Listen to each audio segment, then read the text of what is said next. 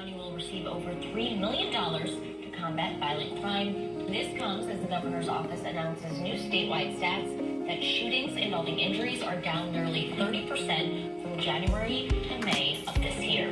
Well, those stats didn't stop a deadly shooting from taking place in Syracuse over the weekend. This morning, we now know that 30-year-old Jamar Mack, a respected youth football coach, was shot and killed Sunday morning at the Valley Plaza.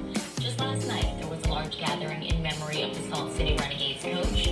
Friends, family, and players paid tribute by releasing balloons at Burnham Park in Mattydale. People who knew Mack say he was great with kids, especially young football players. News Channel 9's Andrew Donovan tells us more about Coach J. Mack.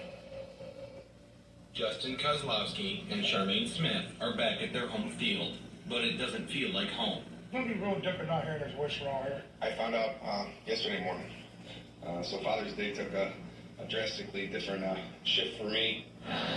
From a shooting in Syracuse, the Salt City Renegades, a youth football travel league, lost one of its champions, Coach J. Mack. I feel for the kids. Obviously, he was a head coach of a 13-year-old team that's suffering right now, that's hurting. His fellow coaches credit Mack for having a way with words, the ability to connect with kids, inspiring them on and off the field. I'll just be sitting back just listening because I'll be at all words too, like what he would just be saying. It's just amazing how it just comes out, how he delivers. It's just delivered at the right time too. He impacted a lot of kids on a personal level. We got to know them, got to know their names, got to learn about them. He was just a special in that he could interact and relate to kids. And it's not easy. A lot of coaches, can't do that. He coached them hard, don't get me wrong, but he loved them just as hard.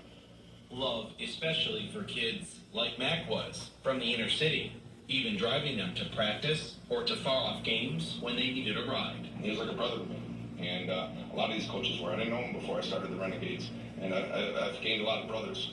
Unfortunately, we lost one. The league will put decals on its helmets and look for other ways to honor Coach Mack when the season starts next month.